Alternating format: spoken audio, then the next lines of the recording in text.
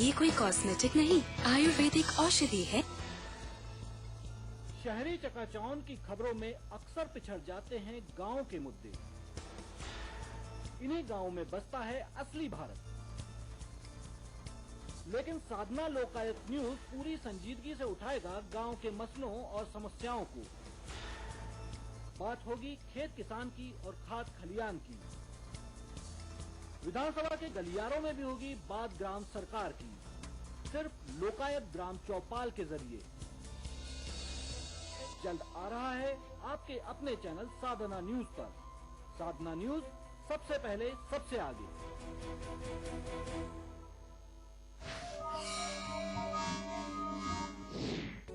हम सिर्फ पढ़ाते नहीं, सिखाते हैं। ख्वाब होंगे आपके, पर उसमें उड़ान भरना सिखाएंगे हम।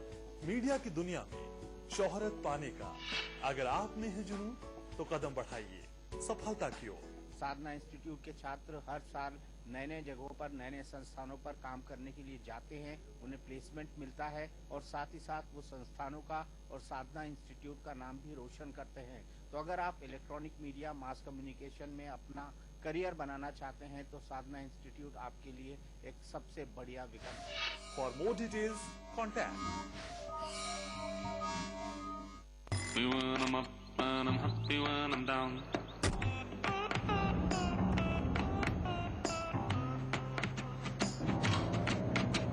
I'm happy with the sun and I'm happy with the moon and I'm happy in April and I'm happy in the June.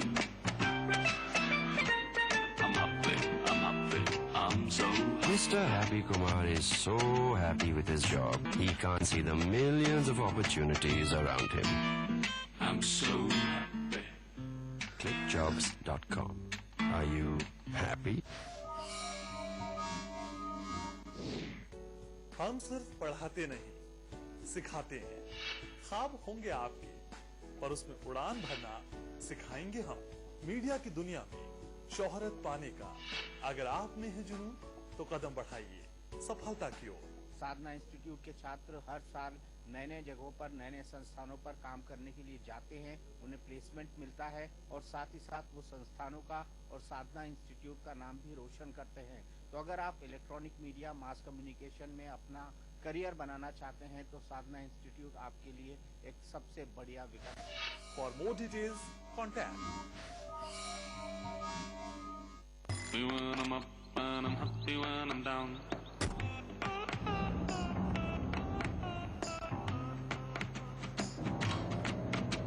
I'm happy with the sun and I'm happy with the moon and I'm happy in April and I'm happy in the June.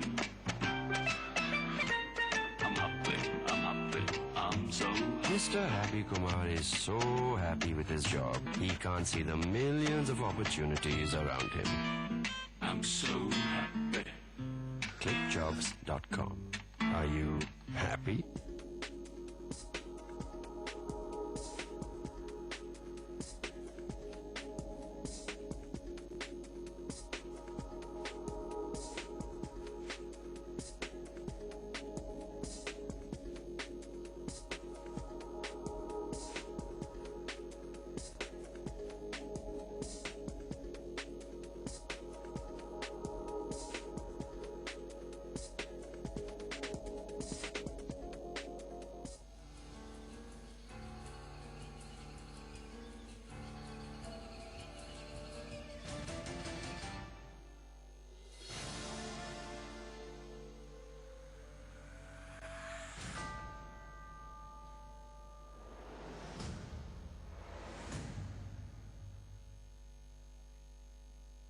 नमस्कार, साधना news में आपका स्वागत है। मैं हूं मुकेश कुमार और आप देख रहे हैं हमारा विशेष सवाल जवाब।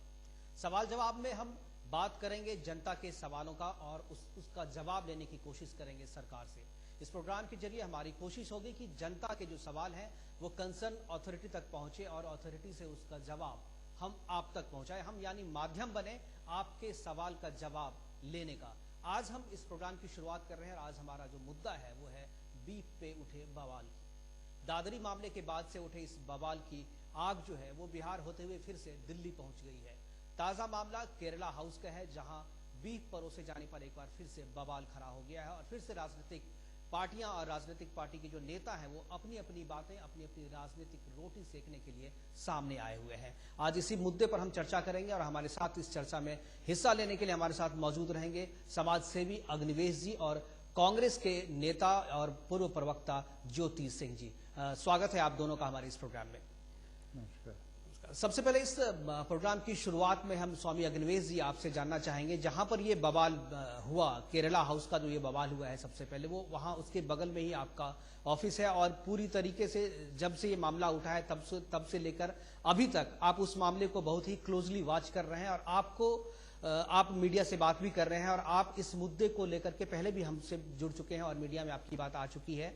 गोमांस पे लेकर के आपकी प्रतिक्रिया भी लोग जानते हैं और आपने हमारे ही चैनल पे एक बार रघुवंश प्रसाद सिंह ने जो बयान दिया था, जो ऋषि मुनि भी खाते हैं गोमांस, उस पे आपने उनको चैलेंज भी किया था और कहा था कि आप शास्त्रार्थ के लिए हमारे साथ तैयार हो। लेकिन रघुवंश जी हमारे साथ उस समय नहीं आए थे, लेकिन आज के इस प्रोग्राम में वो बात करने के लिए हमसे राजी हुए हैं। टेलीफोन पे हम भी इस प्रोग्राम के बीच में उनसे भी बात करने की कोशिश करेंगे। लेकिन शुरुआत हम आपसे करना चाहते हैं अग्निवेश जी की, जिस तरीके से दादरी कांड हुआ और दादरी कांड के बाद दादरी मुद्दे को लेकर के जिस तरीके से पॉलिटिकल पार्टियां जो है वो बिहार के चुनाव में इसका पुरजोर इस्तेमाल की और वहां पर राजनीतिक फायदे उठाने की कोशिश की गई और उसके बाद ये जो केरल के कैंटीन का, केरल हाउस के जो कैंटीन का मामला आया है, क्या लगता है आपको कि राजनीतिक पार्टियां इस मामले को बंद करने की बजाय उनका इंटरेस्ट इस मामले को तूल देने में है केवल?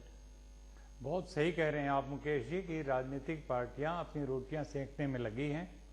खास करके जो सत्तारूढ़ दल है भारतीय जनता पार्टी, उन्होंने पहले सोचा कि हम इसका पूरा फायदा उठा लें। बिहार के चुनाव में जो दादरी कांड हुआ, मोहम्मद अखलाक की, एक मासूम व्यक्ति की इस तरह से हत्या कर दी गई एक अफवाह के आधार पर, और अब उसके बाद उनके मंत्री कहते हैं, महेश शर्मा जी कल्चर मिनिस्टर हैं, ये तो एक्सीडेंट था। जबकि जो राष्ट्रीय माइनॉरिटी कमीशन है, अल्पसंख्यक आयोग, उसने जाकर के अपनी रिपोर्ट में ये साफ साफ कहा है कि ये एक्सीडेंट और अचानक नहीं हुआ, एक सोची समझी साजिश के तहत हुआ। उनका कहना है कि भारतीय जनता पार्टी के अनुषांगिक संगठनों ने, देखिए कि एक बात पहले बताएं, उन्होंने तो साफ कह दिया, एक ऑफिशियल रिपोर्ट आई है उन्हीं की, अपने संगठन की। बिल्कुल। अब क्यों नहीं महेश शर्मा के खिलाफ कोई एक्शन होता, नंबर एक। अब ये केरला की जो बात कह रहे हैं, केरला के कैंटीन के अंदर, मैं तो बिल्कुल पड़ोस में रहता हूं और 20 बार आता जाता रहता हूं। मुझे पता है कि केरला में के हाउस में वहां पर सालों से वो बीफ उनके मेनू में है और वो परोसा जाता है, वो जिसको वो भैंस का मांस बता रहे हैं।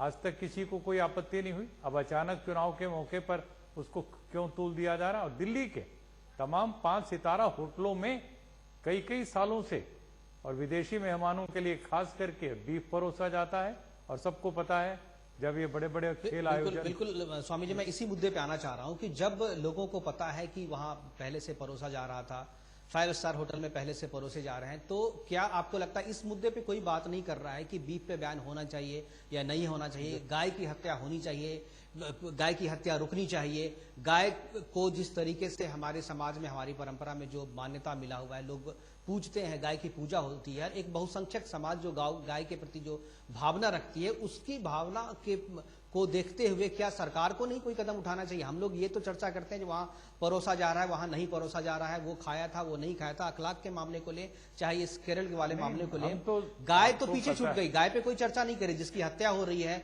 जिसका मांस परोसा जा रहा है, उस पर कोई चर्चा नहीं कर रहा है।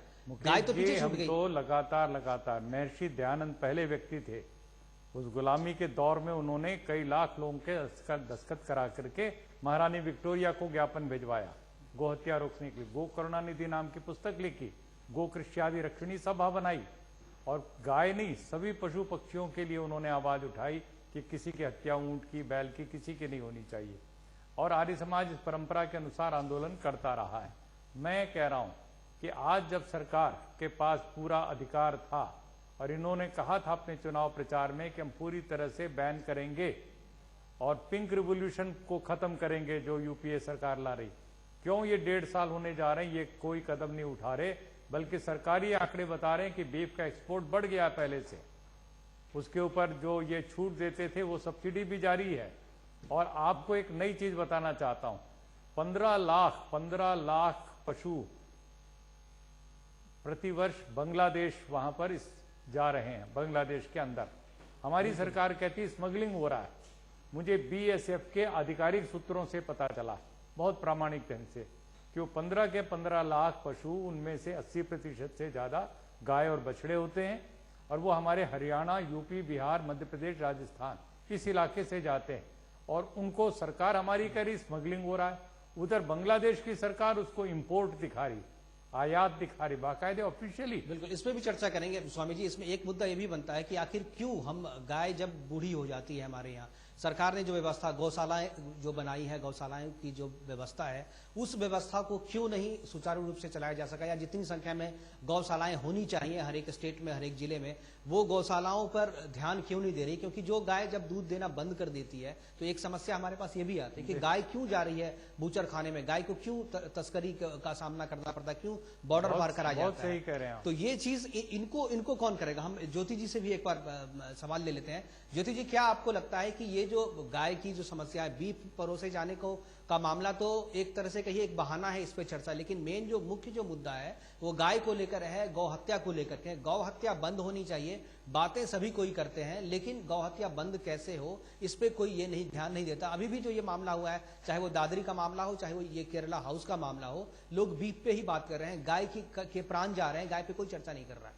देखिए, आपने बिल्कुल सही बात कहा। भारतीय जनता पार्टी और आरएसएस का कभी ये मनसा ही नहीं रहा कि गाय हत्या के बारे में कभी सोचे और उसके रोक के बारे में बात करें। अगर यही बात होती तो अगर आपको याद होगा कि संगीत सोम जो मेरठ से एमएलए और राइट्स में वो एक्यूज भी थे, उनको मीट प्रोसेसिंग यूनिट का उनको बनाने का उनको एक फिर आप राजनीति की तरफ जा रहे हैं। देखिए, मैं उन्होंने सफाई दी, वो सफाई मिल चुका है इस पे। भारतीय जनता पार्टी, मेरी बात कंप्लीट करने दें। भारतीय जनता पार्टी केवल इस पर राजनीतिक उन्माद, जो धार्मिक उन्माद पैदा करके और राजनीति करना चाहती है।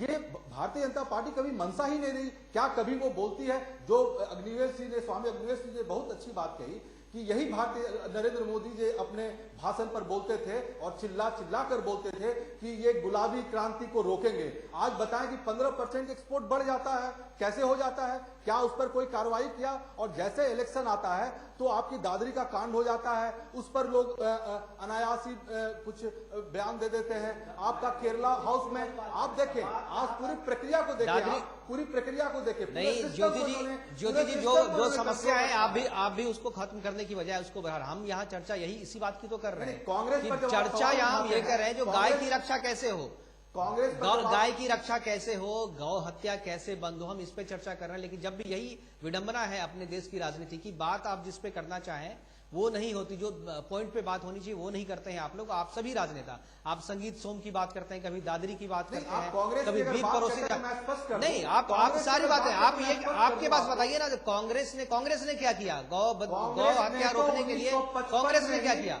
1955 में ही 24 स्टेटों में बैन लगा दिया था। आपको नहीं पता है, जबकि उस समय भारतीय जनता पार्टी का जन्म भी नहीं हुआ था।